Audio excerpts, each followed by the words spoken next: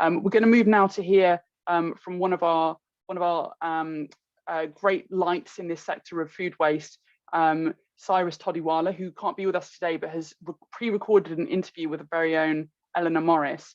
For those of you who don't know him, Cyrus is the chief proprietor of Cafe Spice Namaste, a celebrity television chef. He was awarded an MBE in 2000, an OBE in 2009, as well as an honorary doctorate. But most excitingly of all, I think, in 2012, he cooked for the Queen and Prince Philip as part of the Diamond Jubilee celebrations. You may have seen him on one of his numerous TV or radio appearances, and he's really passionate about this area of food waste.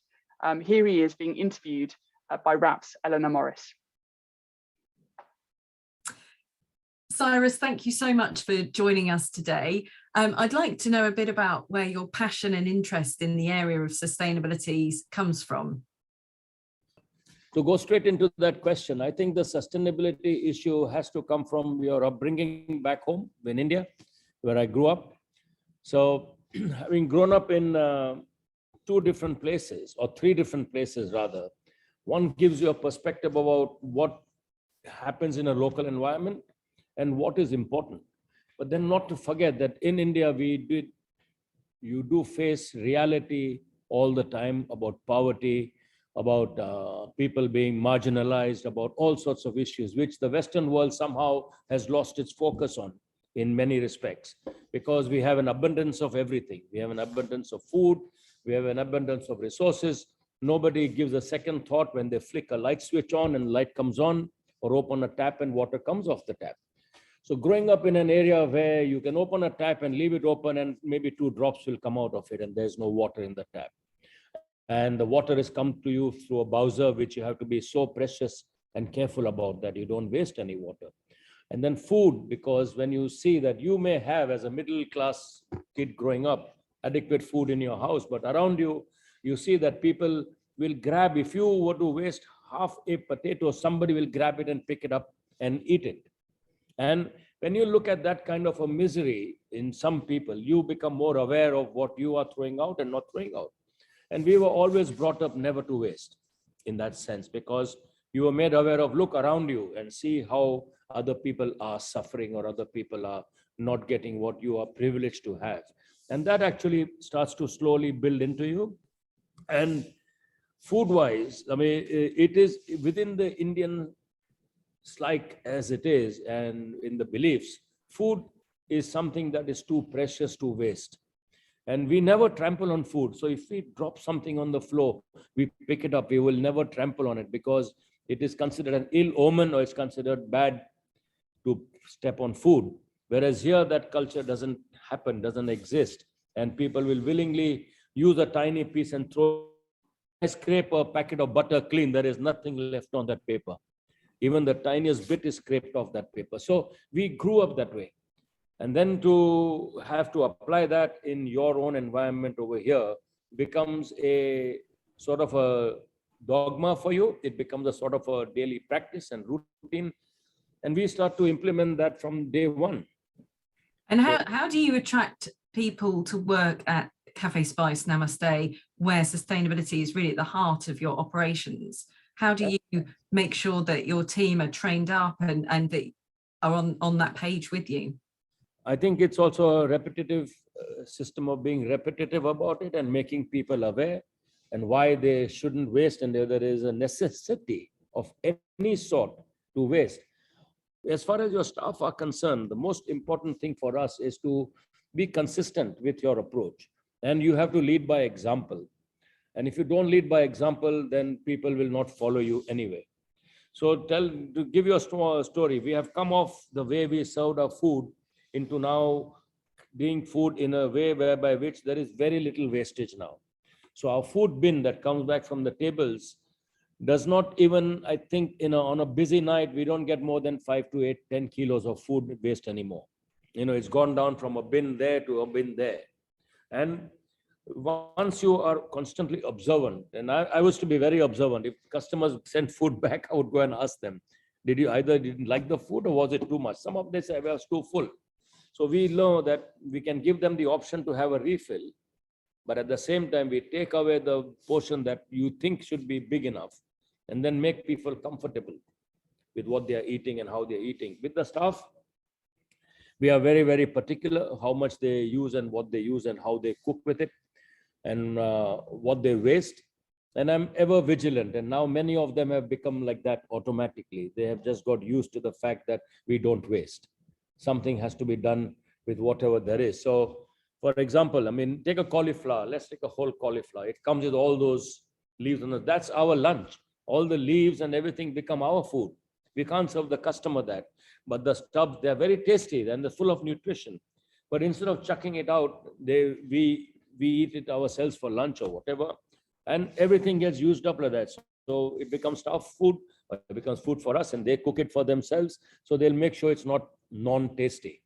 Okay, it's always be tasty. That sounds delicious, absolutely delicious. And how do the teams react to that? How do they feel motivated by those actions, by being involved, by helping with the solutions? I think the idea is to make them aware of what they are going to achieve from that.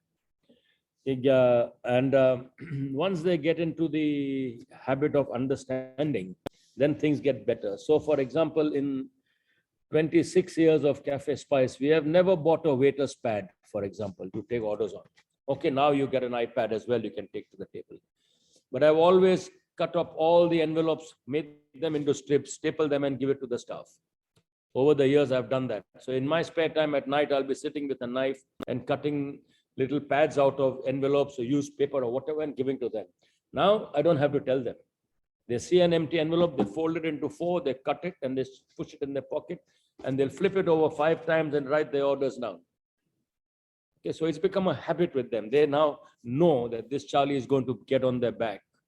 Yeah, and that's because that's part of your culture within the site, within the business as well. And how do what would you see as the most important things that the chefs of tomorrow, the future chefs, should be learning about now to make sure that they're ready to address these sustainability issues and climate change? There are many issues there, and it sometimes burns me up when I see young student budding chefs, because their education must begin in the colleges. So, for example, if you heard of our competition Zest Quest Asia, and we have 100 marks for sustainability and food wastage, etc. And we make it a point that they are aware of that. And I'll give a 5-minute talk or 10-minute talk to the students about this is their country, this is their future. It is their responsibility to look after this country. People like us will be dead and gone in a few years' time. But it is their responsibility. And if they don't understand what they need to do for Britain to keep it going for the future, then it's a waste of effort on education, because they don't pay for it. They don't appreciate what they are getting in terms of what they are being given for cooking, in terms of blue tissue roll from the dispenser, in terms of chemicals, leaving taps open to cool food down. All those things just bother me completely, because I cannot see a tap dripping. It drives me nuts. Because I used to run behind a Bowser to collect water to drink or to wash my face.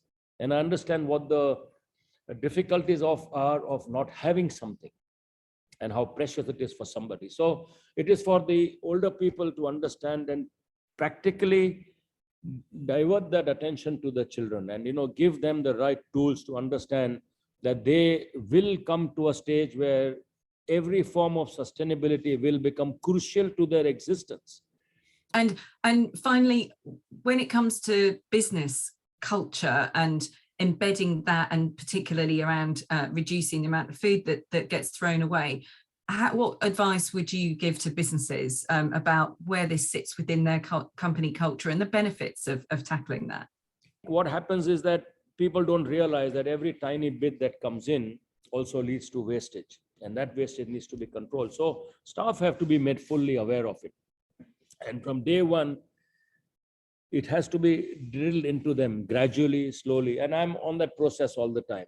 I mean, okay, our staff are now more geared. A lot of them come from ethnic backgrounds, so they understand suffering and understand what things are. But food wastage is critical. Food wastage is critical because it leads to so many other issues.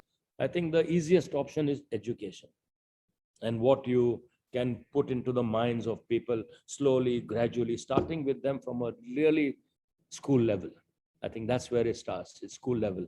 So see food being put into a bin, to me, it's how many people that would feed in a country where there is no food for the poor people. And that's how I see it.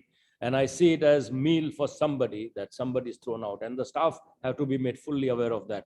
You remember that you're throwing something out where in our country, people will die for one morsel of food to be put into their mouth. On the customer's perspective, we have always adopted this very stringent policy that we stop them from over ordering right from day one. And Pervin, my wife, will make sure that the customer never over orders. And we have made it a point to all our staff, it's not about the money. End of the day, we want the sales, but why would I want food to be thrown away? That is blasphemy in a sense. That is, what do we call it? It's a sin. It's a sinful thing to do, to throw food away. So we have got very strong, regular client base, very strong. And then to question them and to ask them that you left that food, what was wrong? If it was not tasty, something went wrong, it's my fault, I can correct it. But why? He's saying we over ordered. Then why did you over order?